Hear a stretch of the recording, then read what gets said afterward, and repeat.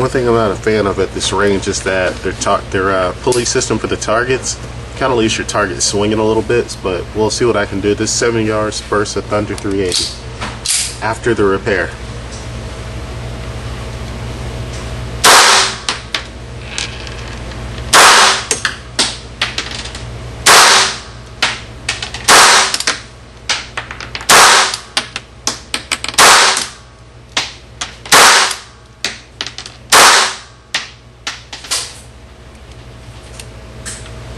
But we got a jam. It's a failure to feed. Let's go ahead and clear that up. Then again, I am using Tula ammo, which is extremely cheap.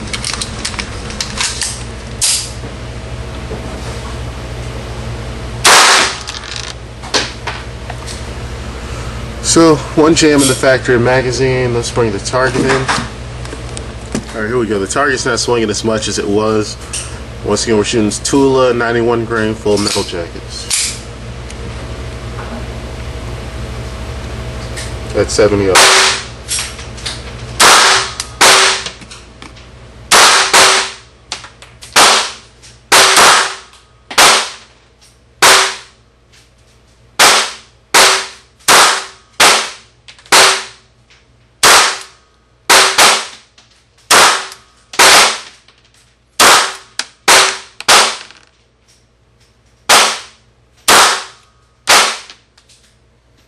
We got another failure to feed.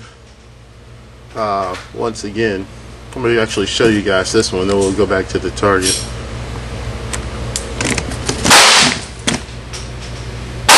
See it there? Zoom in a little bit.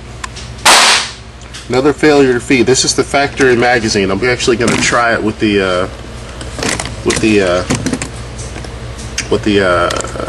Pro Mag. I'm going to try with that next, because last time I shot it with the Pro Mag, I actually didn't have any issues. So let's fix this jam. Shoot this last round.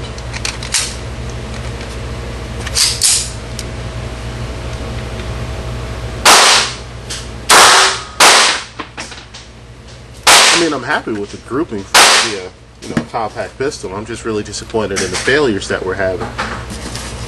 I'm gonna load it up and try again, see if we have the same issue.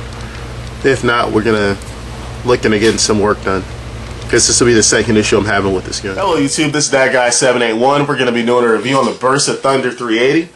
This is actually the deluxe model. I don't have the deluxe magazine in it, but before I start the video, I just want to put out a disclaimer. It seems the moment I stopped saying keep your comments civil, people started to go by the wayside and make inappropriate comments.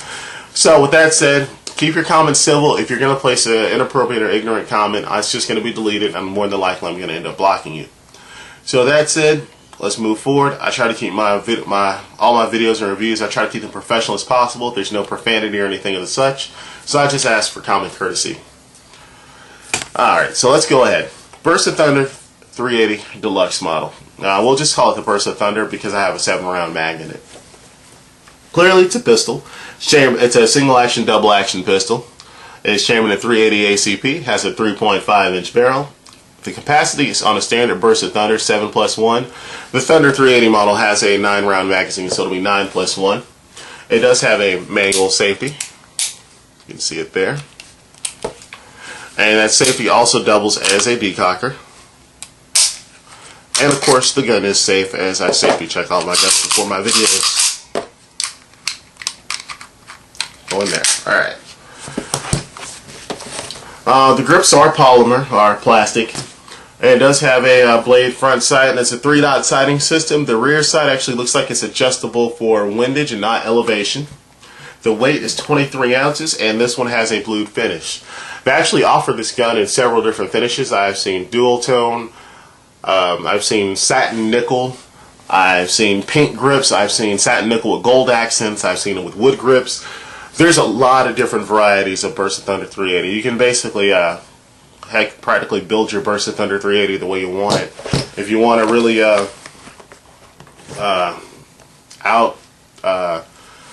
gawky looking gun, you can go ahead and get the satin nickel with the rosewood grips and gold accents. It's up to you. With this gun, let's go and basically get into a couple of things. We're going to get into the pros, then we'll get into the cons, and then we'll go from there. Pros that I personally like about the gun. Well, first we'll start with ergonomics. It's actually extremely comfortable. I'm 6'3", a little over 6'3" actually, and the gun fits in my hand very nicely, and that's just with the 7-round magazine with a little lip on it, and it fits very comfortably. It's actually kind of reminiscent of the Walther PPK style, so it's naturally, ergonomics are just naturally there. I definitely dig the ergonomics. Another thing that's comes very high on the pro scale is the trigger pull. The double action pull is not bad. It's long and heavy like most double action trigger pulls are, but there's not a lot of grit or anything in between it. It's a very smooth double action pull. What's even better is the single action pull. That right there actually reminds me of my Beretta 92 FS. It's a very lovely trigger pull. I'm falling in love with guns with exposed hammers, just for the double action single action option that comes with them. Another pro is it takes down extremely easy. I'm not going to take it down as of now, but it's just basically this lever and you lift off the slide as you would like a Makarov. Well, a Makarov disassembles differently, but I'm referring to how you lift off the slide. Similar to like a Walther PPK. All you do is flip that lever and pull the slide back and up, and the gun's disassembled for field stripped. Definitely a pro is going to be the decocker. The decocker is an awesome feature. I actually should have done this video from the other side so I wouldn't have to be at an awkward angle. But the decocker is always a plus. It's just one of those features that's really not necessary, but it is very nice to have. So those are going to be the, another pro is actually the 3-dot sighting system. The sights are very usable, unlike some other concealed firearms that are coming out with today that are marketed as concealed firearms. These sights are actually usable. Now they do have the Bersa Thunder compact carry pistol, or Bersa Thunder CC. It actually does have lower profile sights, but those sights are actually still relatively usable compared to firearms like Ruger LCP and Keltec P3AT. So it still has usable sights, even in comparison to those subcompact firearms. So those are going to be the main pros of the gun. Cons are it's only really 3 cons that I have, and we'll start off with we'll say 2 and 1 issue. The first con that I don't like is something that I know a lot of people don't really care for too much. It's going to be the whole the gun is ready to be fired, but it's going to be that magazine disconnect safety. I feel I already have a thumb safety.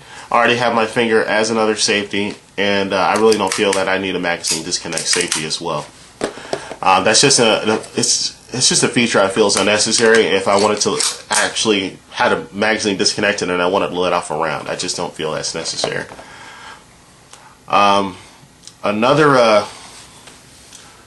We'll just go with the issue that I have.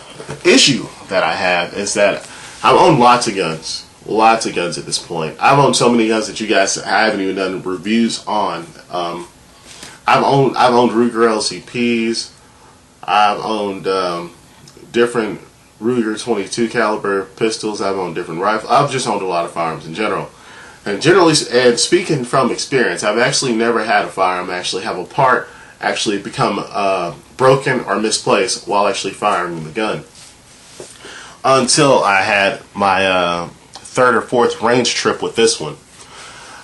Basically, my wife was firing the gun, and she came over to me. She said, something's wrong with it. I'm like, is it jammed? She's like, no, it's not jammed. The trigger's mushy or whatever. So sure enough, I went over there and the trigger was extremely mushy, and I was obviously highly upset because it wasn't something that I was prepared to fix right then and there. I didn't have a multi-tool or anything on me. So I actually even didn't deal with it because I was pretty upset. As I said, I've never had a gun break on me, so it kind of took me by surprise. But lo and behold, I took it to my buddy who's like a gunsmith. He's not a certified one, but he's like one. and you have to take off this right side grip panel, and there's this little spring that actually goes into a small groove or detent, and that actually somehow popped out, and that completely disabled the entire trigger system. And once you move that little spring extension of the spring over back into the groove, the gun was up and running again, and shot a good 200 or so rounds through it after that, and it worked just fine.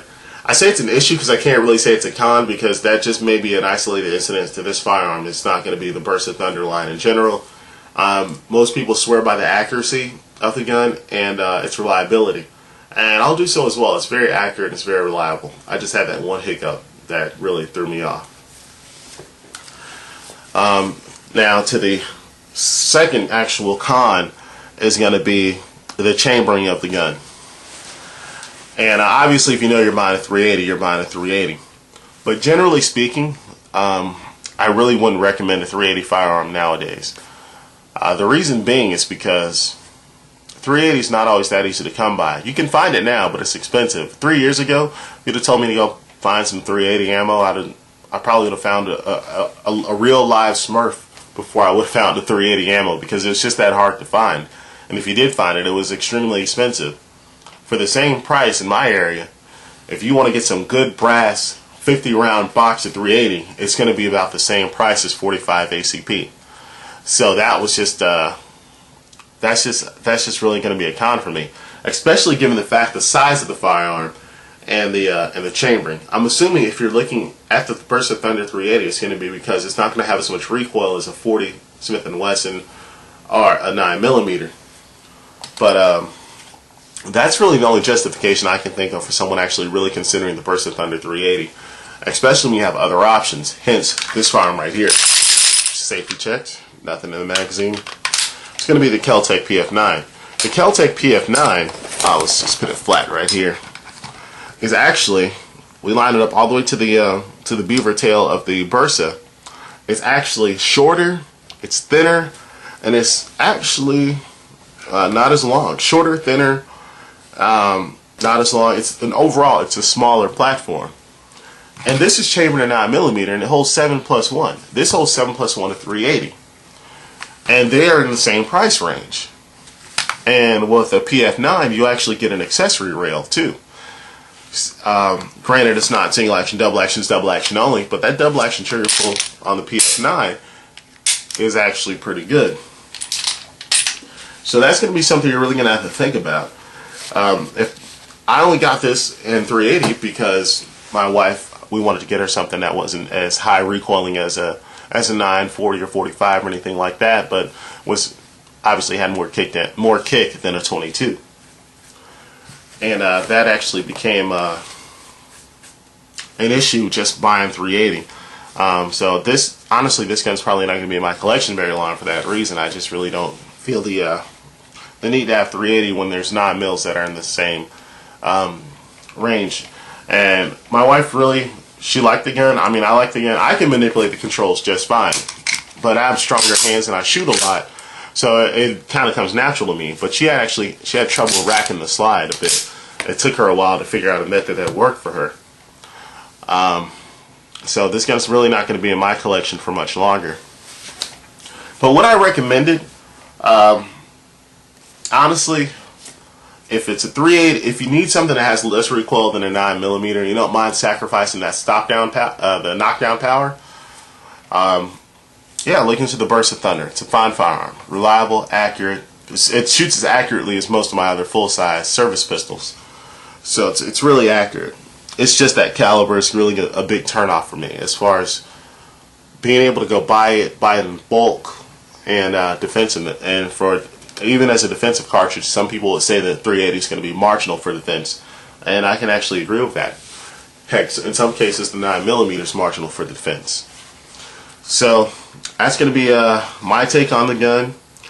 I personally would recommend other options. It's not that the Bersa Thunder 380 is bad. I just think there's better options out there. It's a fine firearm. It's actually made in Argentina, which is kind of weird. I've never had a gun that was made in South America that I can think of.